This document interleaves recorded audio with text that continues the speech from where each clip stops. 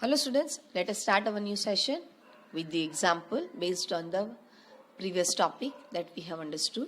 Example 5.1, in which whatever the figure we have observed in B part, that is for current carrying finite solenoid, in which the magnetic needle has magnetic moment 6.7 into 10 raised to minus 2 ampere meter square.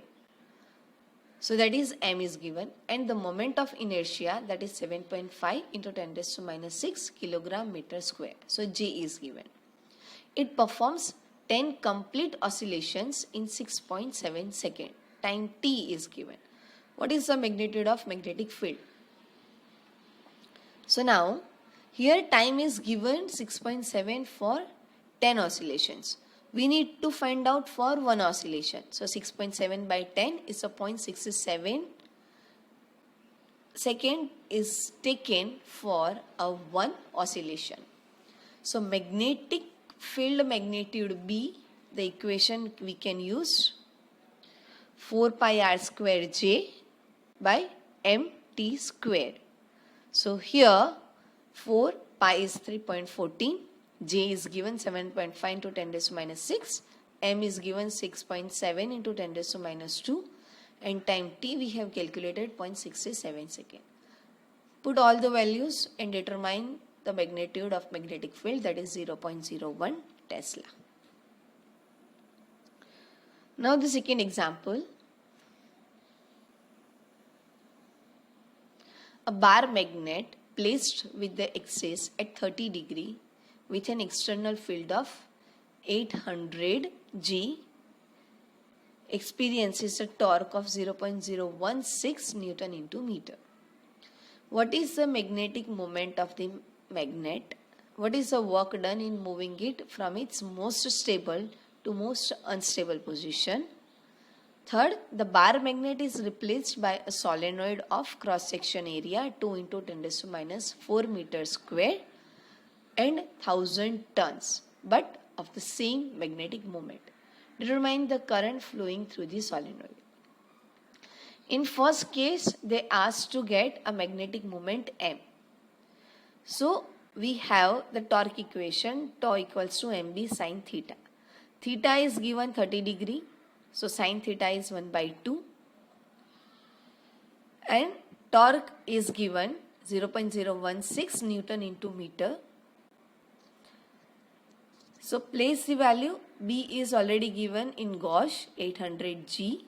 Convert it into Tesla. So 800 into 10 raised to minus 4 Tesla. So tau is given 0.016. B is given 800 into 10 raised to minus 4 Tesla. Sin theta we have 1 by 2. So make the subjective formula M. We have the value 0.4 ampere meter square. That is a magnetic moment. Now B is asked to determine a work done while in moving from stable to unstable position. We know the stable position theta is 0 degree and unstable position theta is 180 degree. We have already shown this thing in earlier topic. So work done is basically the potential energy at unstable position 180 final position minus potential energy at initial position, which is a stable position at theta 0 degree. So that is we have 2 mb. So that is mb minus mb, because theta is 1 at 180, that is 1 and minus 1. So basically 2 mb equal to 2 into 0.4, which m is already calculated in first case, into b is given 800 into 10 raised to minus 4 Tesla. So work done is 0.064 Joule. Now the third case in which they asked to determine a current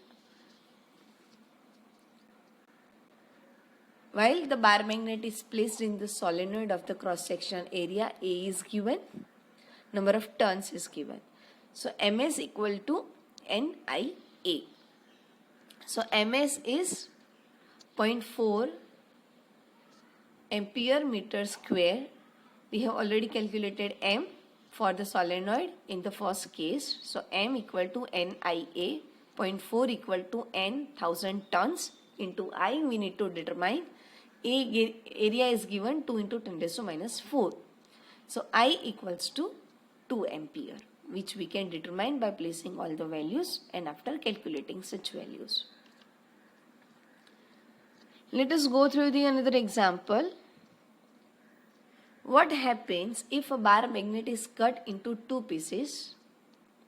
First, transfer to its length. Second, along its length. B. So, first case answer is that in any case, we are getting two magnets while we are going to cut it down. In both the case, in that case, two magnets are there.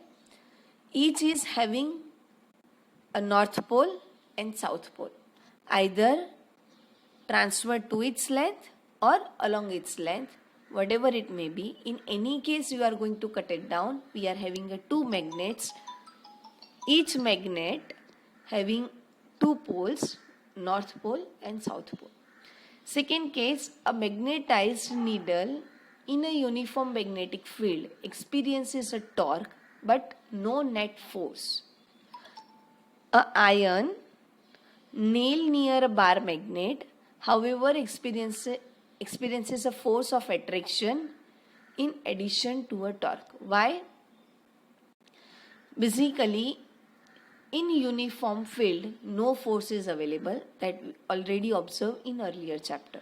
While the uniform field is there, uniform magnetic field is there is no difference of the field arises, so no force is present. Now, the iron nail experiences a non-uniform field due to the bar magnet.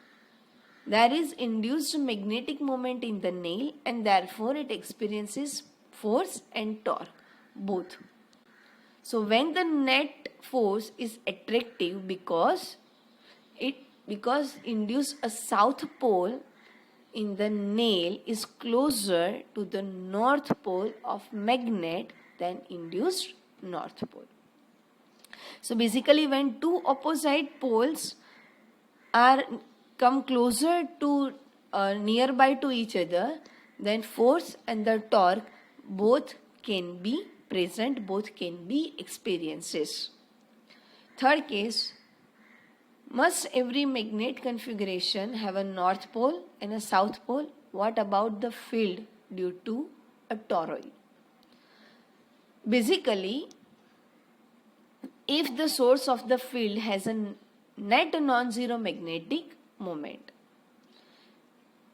that is true only if the source of the field has a non-zero magnetic moment. This is not so for a toroid or even any straight infinite conductor. So here it is not necessarily that a magnetic configuration have a north pole and south pole. It is may observed when an external field is available or then external force is available. Now, fourth question, two identical looking iron bars A and B are given, one of which is definitely known to be a magnetized. We do not know which one. How would one ascertain whether or not both the magnetized? If only one is magnetized, how does one ascertain which one? Using nothing else but the bars A and B. Now, in this case, we try to bring a different ends of bar closer. If a repulsive force in some situation established that both are magnetized. If it is always attractive, then one of them is not magnetized. If a repulsive force is situated, then magnetism is present. But if always attraction force is there, then one of them is not properly magnetized. If bar magnet, in a bar magnet, the intensity of magnetic field is the strongest at the two ends, at the poles, and the magnetic intensity is weakest at the center region. This fact is used to determine whether A or B is a magnet. Which one of the two bars is a magnet? Pick any one, for example A, and lower one end of its end. First one on the ends of the other one B. So now make A and B closer to each other and then on the middle of the B. So what we are doing? Take a bar A, its end, keep it nearby at the end of the B and then move at the center of the B. We can notice that at the middle of the B, A bar cannot experience a force, then B is magnetized. If you do not notice any change at the end and at the middle of the B, then A is magnetized. So if at the center of the B no magnetism force is there, then we can say at the poles strongest magnetism, at the center no magnetism force. So we can say B is magnetized properly. And by that change at the end of the B, A can be magnetized. So whatever we have explained, it covers over the same. Next, the electrostatic analog. So we are going to provide an analogy between electric field and magnetic field. For that, we try to focus that magnetic field at large distances due to a bar magnet of magnetic moment M can be obtained from the equation of electric field due to electric dipole of dipole moment P. So electric dipole, which has a two polarity plus Q and minus Q, likewise bar magnet has north pole and south pole. So that magnetic moment of bar magnet M and electric dipole moment P, we can provide an analogy between these two. So electric field E, magnetic field B, dipole moment P, magnetic moment M. 1 upon 4 pi epsilon 0 for the magnetism, mu 0 upon 4 pi. This is how the analogy we can provide in terms of constant. Now we can write down the equatorial field BE of a bar magnet at a distance R, where R is very greater than L. L is the size of magnet. So BE equals to minus mu 0 M upon 4 pi R cube. So likewise the axial field BA, we have defined equatorial field. Likewise axial field of a bar magnet where R is greater than L. So that is mu 0 upon 4 pi 2M upon R cube. In equatorial that is only M. That is magnetic moment M. And in the axial field that is twice M is defined. So here we can observe the analogy.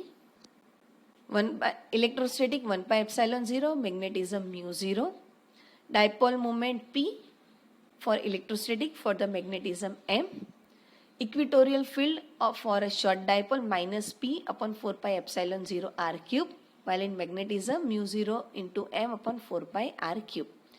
Axial field at a short dipole 2P upon 4 pi epsilon 0 R cube, while in the magnetism mu 0 2M upon 4 pi R cube. External field torque for the electrostatic P cross E, for the magnetism M cross B. External field in terms of energy, electrostatic minus P dot E, for the magnetism minus M dot B. Now based on that, let us go for the example. What is the magnitude of equatorial and axial field of a bar to a bar magnet of length 5 cm at a distance of 50 cm from its midpoint? Length is 5 cm. From the midpoint, that is 50 cm. The magnetic moment of the bar moment is 0.4 ampere meter square. Same we have observed in earlier example. So equatorial magnetic field is B E is equal to mu 0 m upon 4 pi r cube. So mu 0 upon 4 pi 10 raised to minus 7, m is given 0.4, r is given 0.5, 50 centimeters, so that is 0.5 meter. So 0.5 meter cube. Solve this calculation. So we have the equation 3.2 into 10 raised to minus 7 Tesla. Now for the axial field, that is a twice m. So now that is a twice BE. So equation we have 6.4 into 10 raised to minus 7 Tesla. Now let us go for the another example. Figure shows a small magnetized needle P placed at a point O at the origin. The arrow shows the direction of its magnetic moment as P in the upward direction. The other arrows shows different position and orientation of the magnetic moment of another identical magnetized needle Q, that is in the circular form is shown with the different arrow direction. First A question: in which configuration the system is not in equilibrium? Second, in which configuration is the system in stable and unstable equilibrium? And the third, which configuration corresponds to the lowest potential energy among all the configurations shown? So for that, first we are going to find magnetic field at point P. So that is on the normal bisector form. BP is mu 0 upon 4 pi MP r cube, and on the axis, that is axial, if it's the center, that is m upon r cube, that is with the negative sign because of the upward direction. And on the axis, that is a twice m. So mu 0 upon 4 pi 2 MP upon r cube, where MP is the magnetic moment at the point of the dipole P. Now equilibrium is the state when MQ is parallel to the BP. When equilibrium state is arised, when MQ is that equivalent to the BP, that is magnetic field at point P, and unstable when is antiparallel. So for instance, for a configuration Q3, for which, that is at the right side, for which Q is along the perpendicular bisector of the dipole P. So Q3 is perpendicular to the P. The magnetic moment of Q is parallel to the magnetic field at position 3, hence Q3 is stable. Right? Likewise, for the first case, in which configuration the system is not in equilibrium, for Q1 and Q2. Now, in which configuration the system is stable, for Q3, and unstable for Q4. Now see in which configuration corresponds to lowest potential energy among all the configuration, that is a Q6. So by observing this field lines, we can say that while that is in the perpendicular, so that is a stable. Likewise, Q1 and Q2, that is also perpendicular, so these both are stable.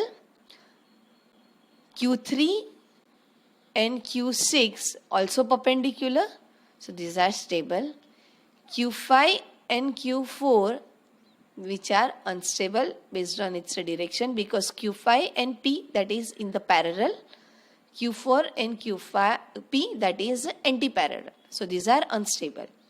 And Q6, that is lowest potential among all, because that is parallel in the same direction, so that is Q6 have a lowest potential, right?